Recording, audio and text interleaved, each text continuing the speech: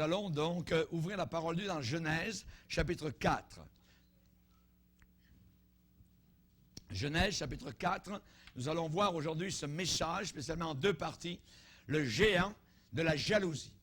La jalousie est quelque chose de terrible, et nous allons donc attaquer ce géant, le dévoiler, le discerner, pour que nous ne puissions pas, justement, donc, être jaloux. Genèse, chapitre 4, et nous lisons spécialement à partir du verset 2. Au bout de quelque temps, Caïn fit à l'Éternel une offrande des fruits de la terre. Et Abel, de son côté, en fit une des premiers-nés de son troupeau et de leur graisse. L'Éternel porta un regard favorable sur Abel et sur son offrande. Mais il ne porta pas un regard favorable sur Caïn et sur son offrande. Caïn fut très irrité et son visage fut abattu, jaloux de la bénédiction de Dieu sur son frère, parce que son frère obéissait et lui désobéissait. Et l'Éternel dit à Caïn, « Pourquoi es-tu irrité? Pourquoi ton visage est-il abattu? Certainement, si tu agis bien, tu relèveras ton visage. Et si tu agis mal, le péché se couche à la porte et ses désirs se portent vers toi. Mais toi, domine sur lui, sur le péché. Cependant, malgré cela, en dépit de ce que Dieu lui avait dit, Caïn adressa la parole à son frère Abel, mais comme ils étaient dans les champs, Caïn se jeta sur son frère Abel et le tua. L'Éternel dit à Caïn, « Où est ton frère, Abel? » Et il répondit, « Je ne sais pas. Suis-je le gardien de mon frère? » Et Dieu dit, « Qu'as-tu fait? La voix du sang de ton frère crie de la terre jusqu'à moi. » Père, nous te bénissons. Ton texte est sacré, ta parole est immuable, inchangeable. Seigneur, combien notre nature est pécheresse, combien il y a en nous des désirs contraires à ceux de l'esprit. Il semble qu'il y a en nous un Ésaü et en même temps un Jacob qui luttent ensemble à l'intérieur.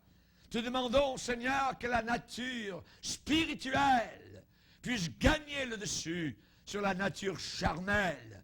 Aide-nous à vaincre. Aide-nous, Seigneur, s'il te plaît, à ne pas prendre les choses spirituelles à la légère, à ne pas mépriser notre droit d'enfant de Dieu. Nous te demandons ces choses, Père, dans le nom puissant de ton Fils Jésus. Amen. Et tout le peuple dit Amen. Gloire à Dieu. Vous pouvez vous asseoir, frères et sœurs. Nous devons apprendre à connaître la jalousie.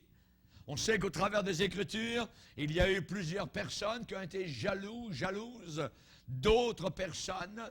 Il y a eu ici le cas spécialement de Caïn, jaloux d'Abel à cause de la bénédiction que son frère avait reçue de la part du Seigneur parce qu'il obéissait. Nous avons aussi Joseph, rappelez-vous dans l'Ancien Testament, jalousé par ses frères, parce qu'il était proche de son père et qu'il avait reçu cette robe multicolore, désignant sa personne comme étant possiblement le futur chef de clan, de tribu, parce que son père l'aimait et ses frères l'ont jalousé. On connaît l'histoire de Saül et de David, donc il y a eu beaucoup de cas où on voit la jalousie qui a travaillé le cœur de plusieurs personnes. Nous avons besoin, je dirais, d'apprendre à connaître la jalousie. Pourquoi? Pour éviter ces pièges. Pour éviter d'être pris dans les pièges de la jalousie. Vous savez, la jalousie, il y a un côté positif et un côté négatif. Quand nous sommes jaloux pour quelqu'un, ça veut dire que parfois nous avons à cœur le meilleur pour cette personne-là. Un père peut être jaloux pour ses enfants. Un pasteur peut être jaloux pour ses membres, ses brebis. Il ne veut pas que les faux prophètes ou d'autres, je dirais, puissent les détourner de la foi ou de la parole du Seigneur. Être jaloux pour quelqu'un, ça veut dire que nous avons à cœur le meilleur pour lui.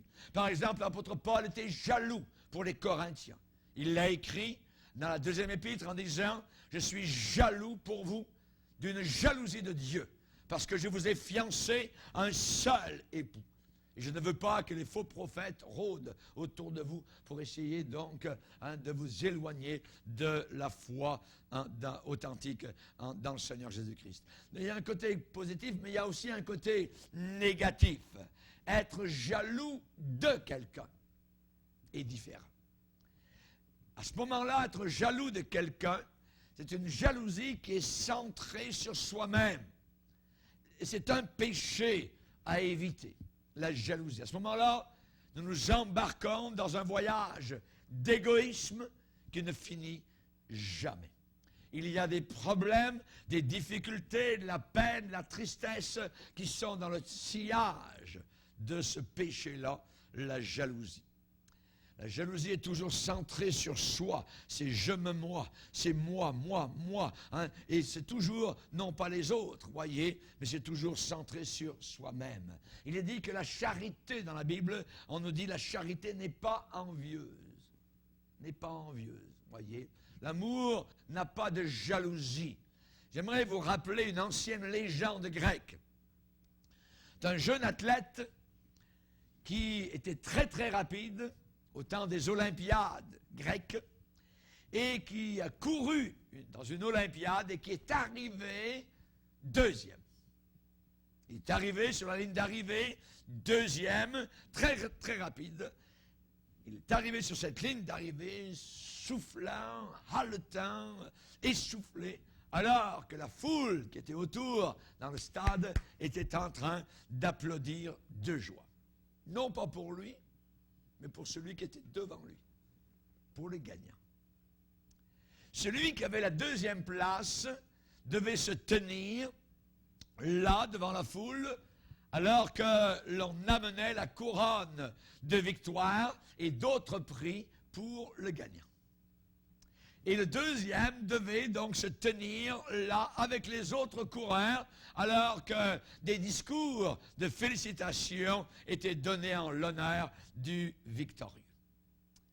Et le deuxième devait marcher aussi au travers de la ville pour rentrer chez lui dans son village, n'entendant rien d'autre tout autour que le nom du vainqueur sur toutes les lèvres.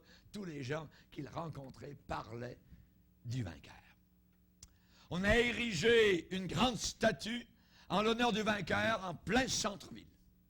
En plein centre-ville. Et le coureur, arrivé le deuxième, devait ainsi la voir tous les jours de sa vie. Évidemment, donc, il a vu qu'il était un perdant et non pas un gagnant. Et l'envie et la jalousie se sont emparés de son âme. Et il ne pouvait presque rien réaliser dans sa vie de jour en jour à cause de ce qu'il rongeait à l'intérieur, la jalousie. Pourquoi, se disait-il, lui, voyez, n'aurait-il pas pu être le vainqueur? Pourquoi n'avait-il pas pu faire ces 2 ou 3 enjambées, voyez, de plus, final, qui aurait fait de lui le champion le premier, mais pas le deuxième. Et toutes les nuits, alors que son sommeil s'en allait, n'arrivait même plus à dormir, cet homme-là se faufilait dans le noir et il faisait son chemin vers la statue du victorieux, qui était là au centre de la ville.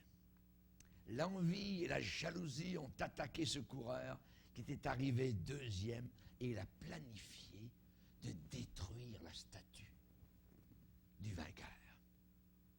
Il a commencé avec un burin et un marteau à gratter, à frapper, à enlever des morceaux de pierre du socle de la statue.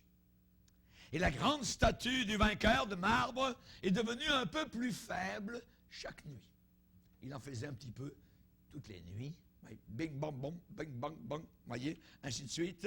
Et il s'attendait à ce qu'elle tombe d'elle-même un jour. Et une nuit, il a eu plus que ce qu'il aspirait ou espérait. Il a enlevé un petit morceau de la pierre, un peu de plus, et il en a brisé un peu trop.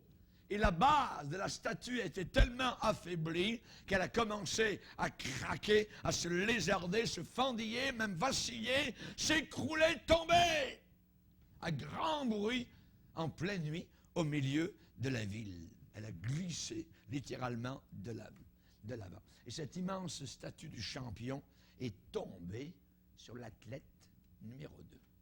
L'a écrasé et il en est mort. Ça, c'est l'histoire, voyez. L'athlète mécontent, l'athlète jaloux, l'athlète contrarié est mort avec le ciseau et le burin à la main, le marteau. La mort est venue instantanément. Il est mort sous le poids écrasant de celui qu'il était venu à haïr. La vérité, c'est qu'il était mort déjà longtemps avant que la statue ne tombe sur lui. En livrant son cœur à la jalousie et à l'envie, il avait déjà cessé de vivre. Il était devenu l'esclave de ce géant appelé la jalousie. Et il est mort par petits bouts, petit à petit, chaque nuit, à l'heure qu'il venait pour enlever les petits morceaux de la statue. Ça a été le poids de la jalousie qui l'a détruit à la fin, jour après jour, pensée après pensée, heure après heure, dans son lit, en train de ne pas pouvoir dormir. La jalousie a transformé un fier champion en un burineur piteux, en un ciseleur minable, en un filou cheap, un poison mortel, la jalousie. Quelqu'un qui voulait ôter en grattant le bonheur de quelqu'un d'autre. On connaît l'histoire autour de nous aujourd'hui. C'est un poison mortel. L'envie, le mot grec à l'origine veut dire bouillir à l'intérieur. Il y a un bouillonnement à l'intérieur, comme Hérode bouillonnait lorsqu'il a entendu parler que quelque part dans la région de Bethléem, un autre roi était né. Oh! La jalousie. Vous pouvez colorer la jalousie, la peindre en vert. En vert. Le vert, semble-t-il, a été désigné comme la couleur de la jalousie. Vous achetez une nouvelle voiture et votre ami vient vers vous et vous dit bien gentiment, mais je suis vert de jalousie. J'aimerais bien avoir la même voiture que tu as. Même si quelqu'un sourit à l'extérieur, à l'intérieur, la jalousie allume un chaudron. Un chaudron, ça va bouillir.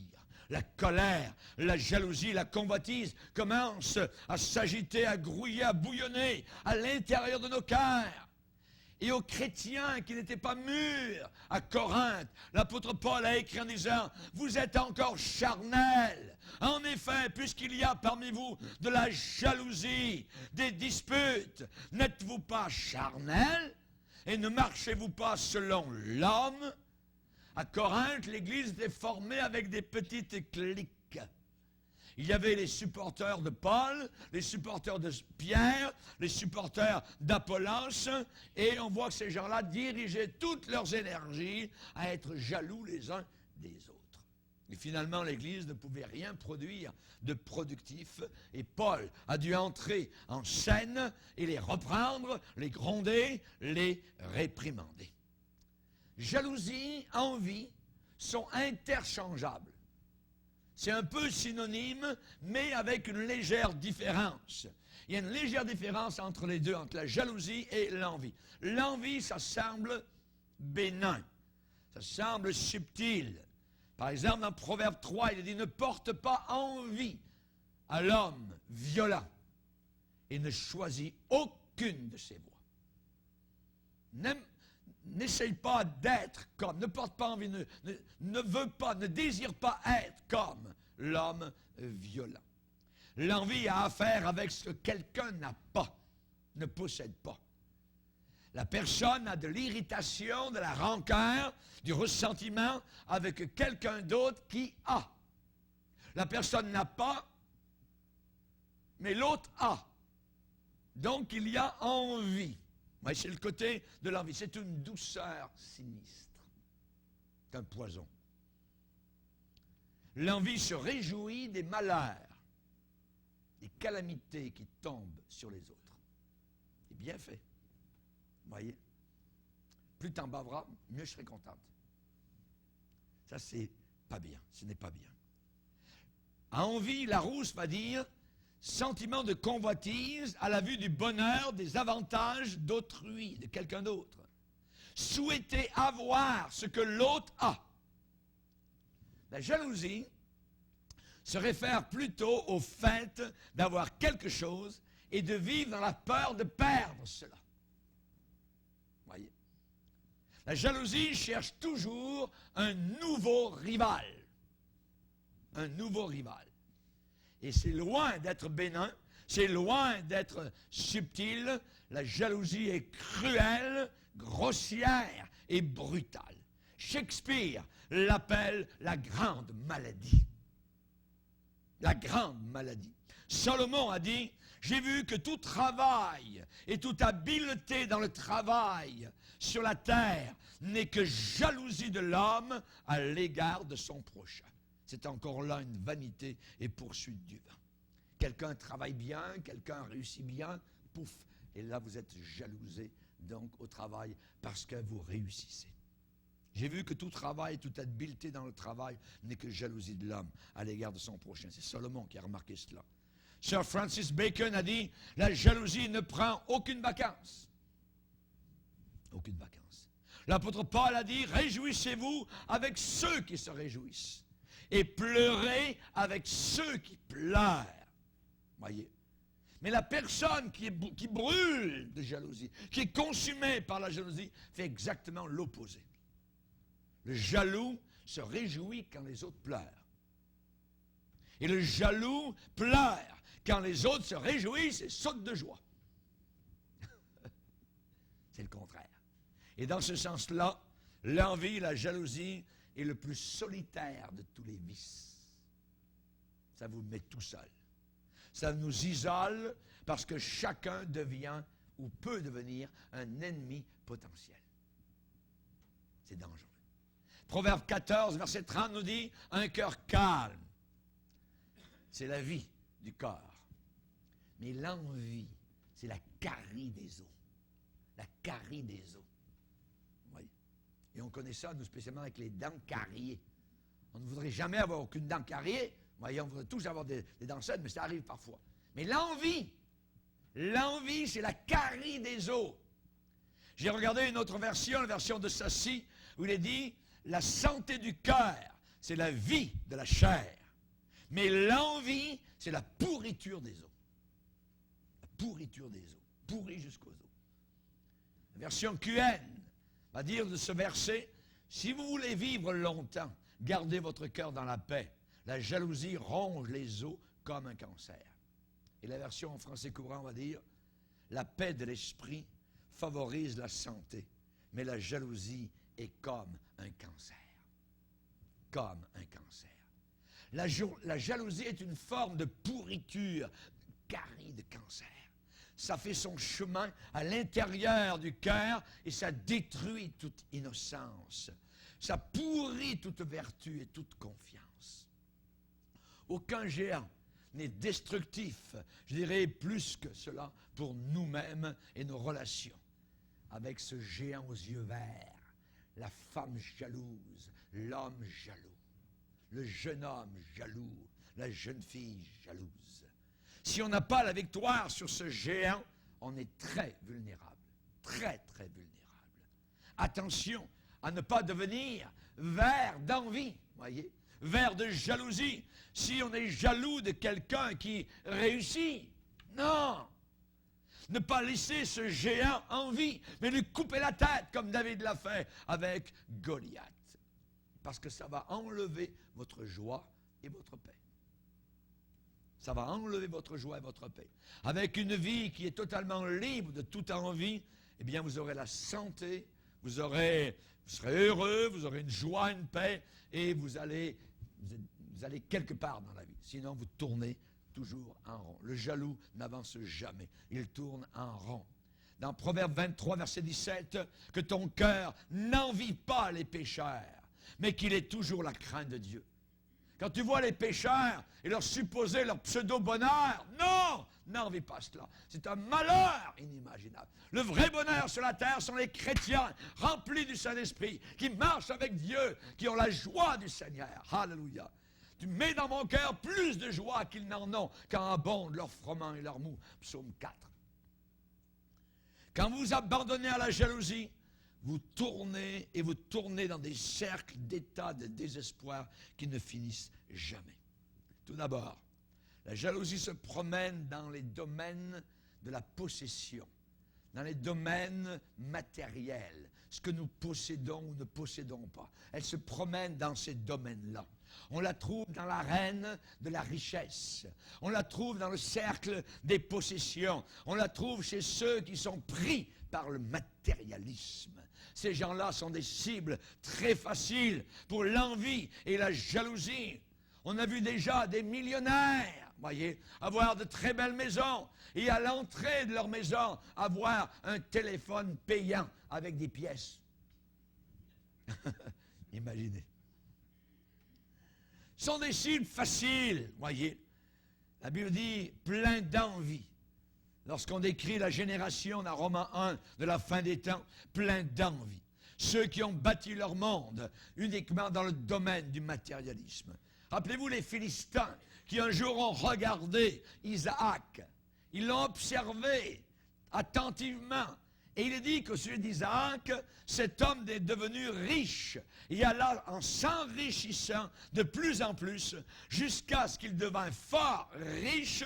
Il avait des troupeaux de menu bétail, toutes sortes de possessions. Les Philistins lui portèrent envie. Les Philistins l'ont regardé et l'ont jalousé. Dans ce passage, c'est difficile de passer par-dessus, de fermer les yeux sur le fait de l'idée de prospérité matérielle. 3 fois, on voit qu'Isaac était riche, devenu riche, fort riche. Voyez? Et les Philistins l'ont jalousé. Isaac avait des possessions et il avait beaucoup de possessions. Et les Philistins ne pouvaient pas supporter cela. Ils ne pouvaient pas le supporter. Isaac avait accumulé pas mal de choses au travers des années et ils ont commencé à convoiter cela. Et même si les Philistins eux-mêmes étaient de très grands commerçants, qui s'enrichissaient et qui traversaient même des mers, voyez, cependant ils enviaient ce qu'Isaac possédait. Un bédouin qui allait de lieu en lieu, cherchant des pâturages pour ses troupeaux. Et même s'il y a des gens qui convoitent et qui, je dirais, ont beaucoup de choses qui leur appartiennent, on dirait qu'ils ne sont jamais satisfaits. Jamais satisfaits. Leurs yeux ne se portent pas sur le trésor qu'ils possèdent, mais leurs yeux se portent sur le trésor que quelqu'un d'autre possède. Ils sont jaloux. Rappelez-vous Nathan, voyez le prophète de Dieu qui est venu voir un jour le roi David après son adultère avec Bathsheba. Nathan a raconté une petite histoire à David et il a dit que c'était l'histoire d'un homme qui avait le plus grand troupeau dans tout le pays, mais qui convoitait la seule petite brebis que quelqu'un d'autre avait. Et c'est comme ça que ça marche. David avait plusieurs, je dirais, femmes à cette époque-là, mais il a porté les yeux sur la femme d'un autre, une petite brebis. Convoitise dans le cœur. Rappelez-vous Akab, roi d'Israël, il possédait beaucoup de choses, mais il y avait une petite vigne au pied de son palais qui ne l'appartenait pas. Il l'a convoitée et il a fait tuer Naboth. On ne condamne pas les richesses en elles-mêmes. Non, pas du tout. Il y a beaucoup de familles qui sont riches et pieuses. Il y a des croyants qui ont eu une grande abondance de biens matériels, mais ils ont gardé chaque sou dans une perspective spirituelle. Et plusieurs ont beaucoup investi dans le royaume de Dieu. Recommande aux riches, a dit l'apôtre Paul à Timothée, de ne pas avoir ou se bâtir spécialement un trésor sur la terre. recommande aux riches du présent siècle de ne pas être orgueilleux, de ne pas mettre leur espérance dans des richesses incertaines, mais de la mettre en Dieu qui nous donne avec abondance toutes choses. Voyez? C'est un don de Dieu. Si quelqu'un a beaucoup de richesses, gloire à Dieu, on ne le jalouse pas. Merci Seigneur, que Dieu le bénisse. Voyez? Dans Proverbe 23, il dit, ne te tourmente pas pour t'enrichir. Et on sait que Agur a fait une prière un jour très, très intéressante. Il dit, Seigneur, ne me donne ni richesse ni pauvreté. Donne-moi ce dont j'ai besoin. Et c'est là que la plupart des gens se situent, les gens les plus heureux sur cette terre. Amen.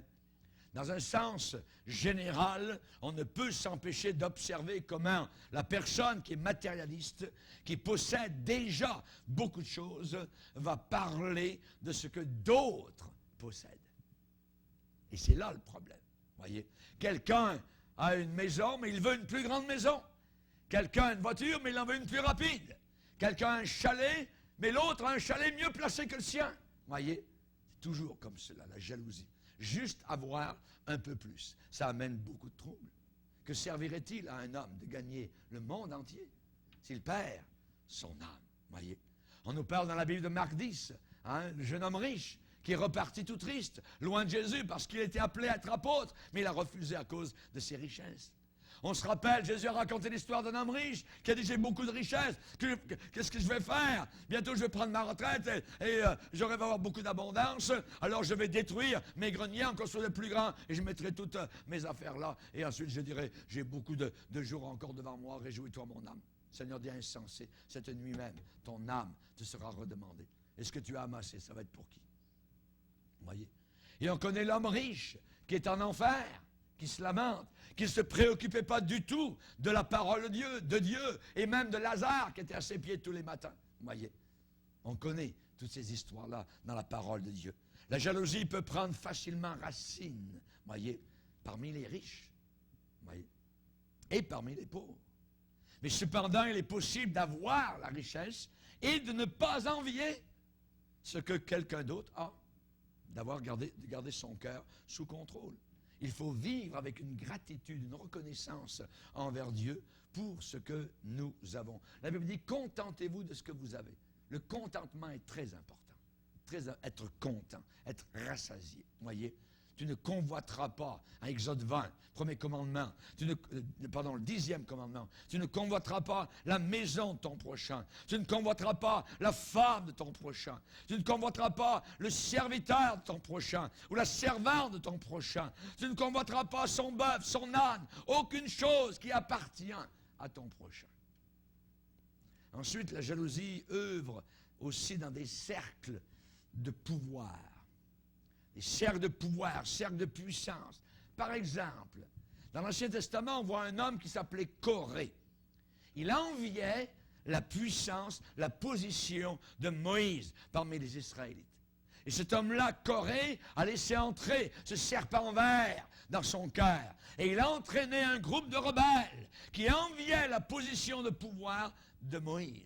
Cet homme-là a dit, ça suffit, c'en est assez. Pourquoi, Moïse, hey, tu t'élèves au-dessus de l'assemblée de l'Éternel? You take too much upon yourself. Hein?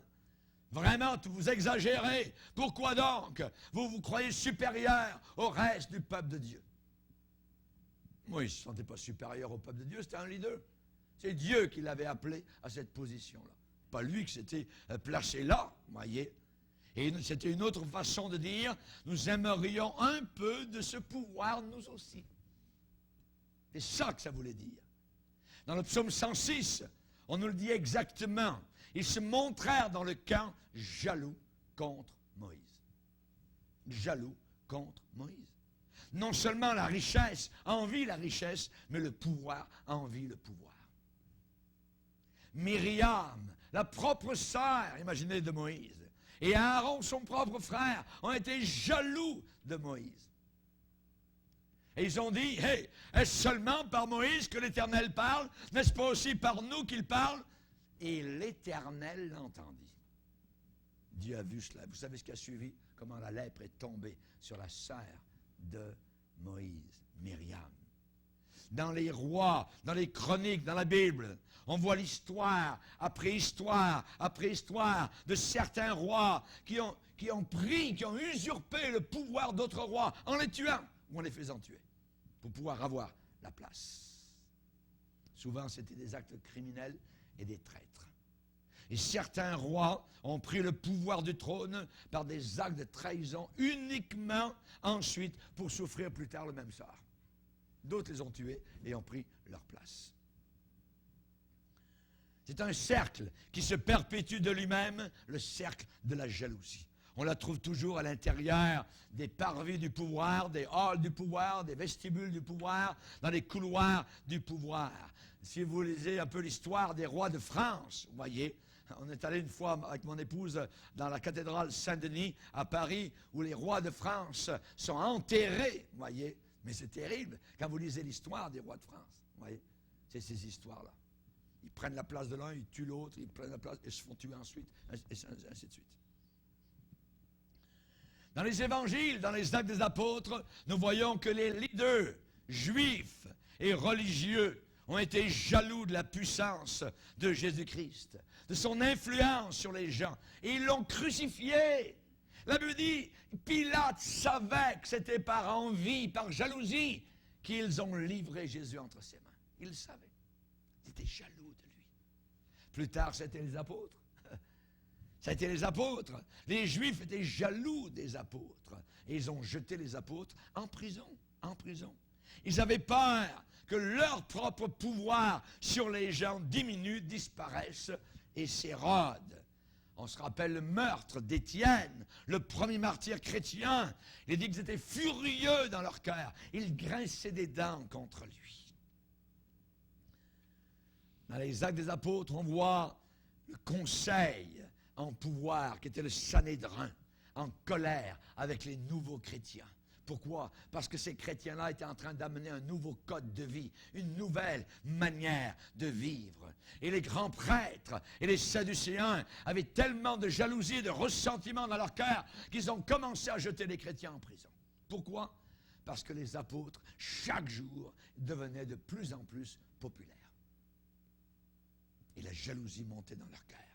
L'équilibre du pouvoir était en train de changer. Et ces gens-là ne pouvaient pas supporter cela. Ils n'arrivaient pas à supporter cela. Même les disciples, entre eux, étaient jaloux les uns des autres. Voyez jusqu'à quel point la jalousie peut aller, voyez. Qui va s'asseoir à la droite de Jésus là-haut dans le ciel? C'est moi, c'est toi. Je suis mieux que toi, ainsi de suite. Ils étaient jaloux les uns des autres. Vous regardez à l'usine où vous travaillez, vous regardez au bureau, vous travaillez, vous regardez au magasin, vous travaillez, vous allez découvrir que si vous suivez la route du pouvoir, vous allez trouver un petit sentier de jalousie et d'envie et de ressentiment. Que de bataille pour le pouvoir. Les politiques du bureau, ce groupe là-bas envie cet autre groupe. Voyez, ce vice-président qui a une envie du pouvoir du patron, et ainsi de suite. Et dès qu'un ouvrier commence à être doué, à des qualités merveilleuses et qualifiées, la jalousie commence à brûler et elle se répand autour de ceux qui sont autour de lui. Dans le temps de le dire, un grand nombre de personnes sont empoisonnées. Un grand nombre de personnes sont empoisonnées. Le cercle vicieux de la jalousie. Et même dans l'Église. Même dans l'Église. Quelle sera l'organisation religieuse qui sera la plus grande église en ville? Qui obtiendra de la télévision et des médias la plus grande attention? Qui a le plus d'ouvriers du Seigneur? Qui a eu le plus de baptêmes cette année? Et qui a les plus grands auditoires? Jalousie, jalousie, jalousie. La jalousie se trouve aussi dans des cercles de rendement. De rendement. Et c'est dans ce cercle-là que les chrétiens sont les plus vulnérables. Dans les cercles de performance, dans les cercles d'exploit, dans les cercles d'accomplissement, individuellement ou corporativement. On va regarder cela d'un œil très attentif, on va sonder notre âme, on va dire comme David, sonde-moi, ô Dieu, regarde si je suis sur une mauvaise voie et conduis-moi sur la voie de l'éternité. Rappelez-vous Saül et David. Saül, David. David, on connaît l'histoire, c'est un jeune berger qui est allé aux lignes du front dans la bataille. Un jeune héros en Israël, et il a battu le géant Goliath. Il s'était porté lui-même volontaire.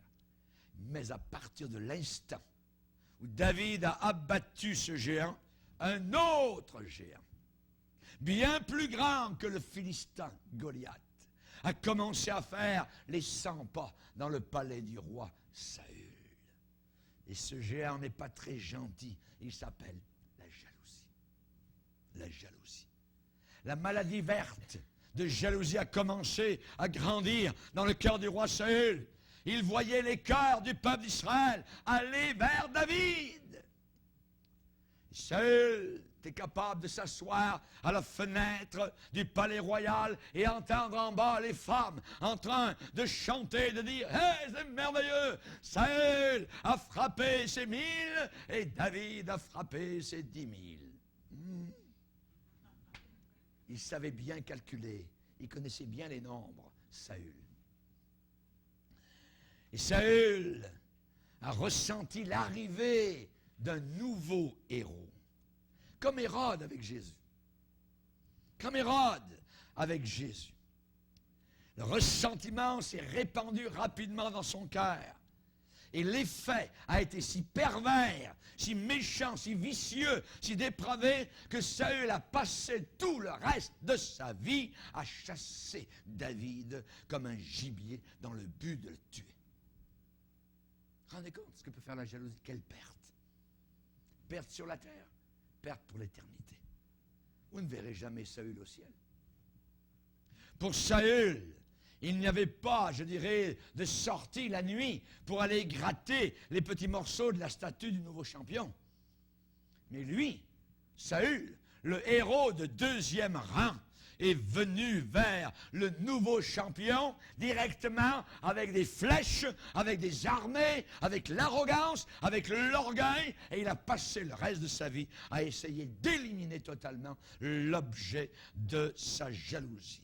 Poursuivre David jusque dans le désert de Judée comme une perdrix. Rendez compte ce que peut faire la jalousie, quelle perte. Et après que David ait abattu le premier géant, Goliath, le deuxième géant, la jalousie, a abattu Saül. Plus jamais il n'allait vivre la promesse de son règne comme étant oint, comme au début, jamais. La jalousie a pris tellement de place dans le cœur de Saül que le Saint-Esprit a même dû s'en aller. La colombe céleste est partie. Voilà ce que peut faire la puissance de la jalousie. Même le Saint-Esprit a dû s'en aller. Et il est resté captif, prisonnier, derrière les barreaux de fer de sa jalousie, jusqu'à sa mort, pour entrer dans une autre prison en enfer. Et aujourd'hui dans l'Église, dans la chorale, voyez, parmi les chantres, une telle a chanté le solo que Margrethe voulait chanter. Oh, c'est Frédéric qui enseigne la classe d'école du dimanche que Jacques avait à cœur. Oh! Un pasteur peut prendre ombrage par rapport à la popularité supérieure d'un diacre ou d'un ancien. Quand Satan vient à l'église, et il vient, il sait sur quel bouton appuyer. Dans l'église locale, c'est un lieu où la jalousie se cache, se tapit, attendant l'occasion de frapper. Même dans le parking, nous devons faire attention.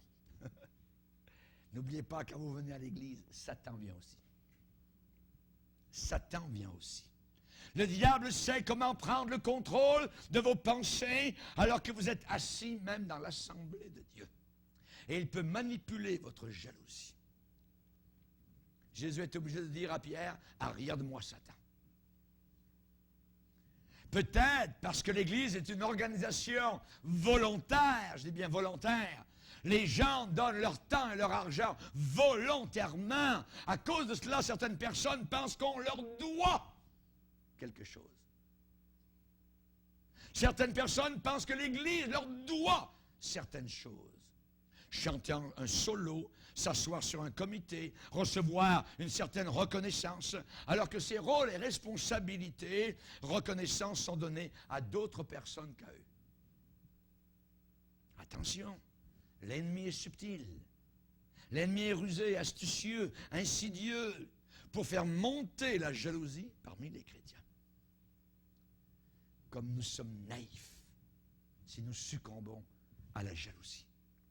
L'Église de Jésus-Christ devrait être le dernier endroit où le géant de la jalousie devrait se trouver.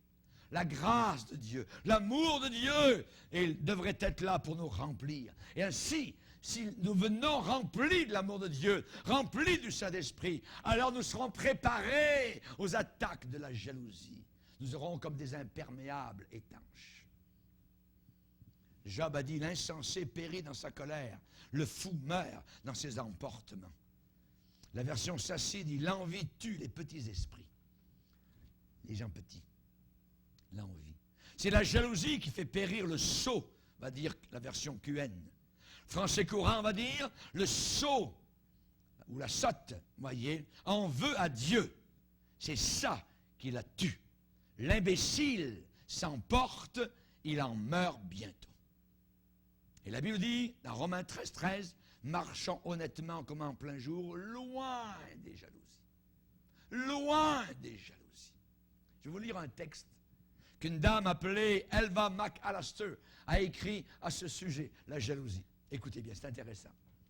Ce matin, la jalousie est venue à l'église.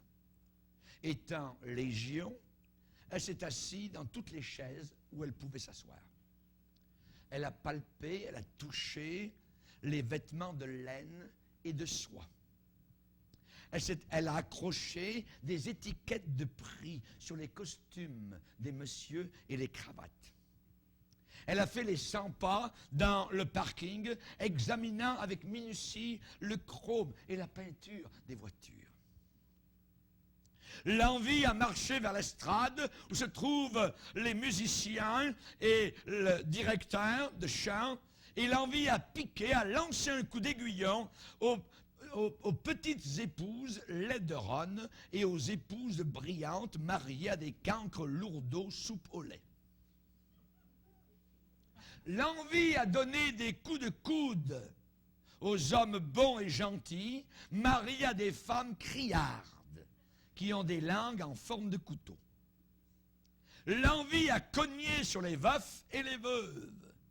L'envie a piqué, a donné un coup de pied aux collégiennes qui ne sortent avec personne.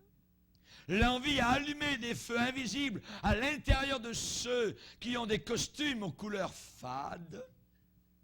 L'envie est entrée aussi en consultation ce matin avec tous ses frères et a aimé les points marqués ce dimanche-ci. Mais pas beaucoup de points. Pas assez. Car certains de ses clients avaient avalé une antidote marquée « Grâce de Dieu » et portaient une sainte fleur appelée « Amour ». Alléluia. Gloire à Dieu. J'ai aimé ce texte. J'ai dit, je vais le lire. Ça vaut la peine. Et en terminant, je vous dirai que la jalousie voyage dans des cercles professionnels. Quand Paul était incarcéré en prison, des gens l'enviaient. Paul était en prison, rappelez-vous, pour avoir prêché la parole de Dieu. Et j'ai toujours été intrigué par un certain passage de la parole de Dieu, on va le lire dans Philippiens 1er chapitre. Philippiens 1er chapitre, verset 12. « Je veux que vous sachiez, frères, que ce qui m'est arrivé, c'est-à-dire son emprisonnement, a plutôt contribué au progrès de l'Évangile. En effet, dans tout le prétoire, donc dans les lieux élevés du gouvernement romain et partout ailleurs, nul n'ignore que c'est pour Christ que je suis dans les liens, en prison. Et la plupart des frères dans le Seigneur, encouragés par mes liens, ont plus d'assurance pour annoncer sans crainte la parole. Et ensuite, regardez, intéressant. Quelques-uns, il est vrai, prêchent Christ par envie. Ce qui veut dire qu'on peut faire une bonne chose, prêcher Christ, mais avec un très mauvais motif, par envie et par esprit de dispute. Mais d'autres le prêchent avec des dispositions bienveillantes. Ceux-ci agissent par amour, sachant que je suis établi pour la défense de l'Évangile. Tandis que ceux-là, animés d'un esprit de dispute, annoncent Christ par des motifs qui ne sont pas purs et avec la pensée de me susciter quelques tribulations dans mes liens. Qu'importe, de toute manière, que ce soit pour l'apparence ou que ce soit sincèrement, Christ n'est pas moins annoncé. Je m'en réjouis et je m'en réjouirai encore. On voit que Paul écrit cela depuis une prison sinistre romaine. C'est au début de son épître un avertissement, je dirais, préliminaire. Et il est en train de dire, voyez, ces gens-là savent que je suis derrière les barreaux. Ils ont monté leur tribune, leur pupitre pour répandre l'Évangile. Mais en réalité, ce n'est pas pour répandre l'Évangile, c'est pour endommager ma réputation, pour abîmer ma réputation, pour m'amocher, pour faire des préjudices à mon ministère envers vous. Et Paul a expérimenté la jalousie donc dans ses cercles professionnels, même entre pasteurs. Les autres prenaient avantage, voyez, de ce que Paul était en prison et il prêchait l'Évangile, espérant gagner pour eux-mêmes l'attention que Paul avait lorsqu'il était hors de prison. Et Paul a répondu de façon intéressante. Il a dit, même s'il prêche l'Évangile avec la jalousie pour motivation, eh bien, d'autres le prêchent cependant avec de bons motifs. Et Paul se consolait de toute manière de ce que l'Évangile était prêché. Il n'a pas répondu avec colère, avec ressentiment, ce qui aurait révélé que lui-même avait de la jalousie dans le cœur. Voyez, Paul était heureux d'être assis dans sa cellule de prison et de laisser Dieu juger les motifs des cœurs. Amen. Nous allons ce matin baisser nos têtes. Nous allons prier le Seigneur. Seigneur, nous te bénissons. Seigneur, tu es là pour nous enseigner. Tu es là pour nous reprendre, pour nous corriger, Seigneur. Et nous voulons dire avec ton serviteur David, regarde, si je suis sur une mauvaise voie. Nous avons avec nous une nature pécheresse que nous avons héritée du vieil Adam. Nous te demandons, Seigneur, pardon.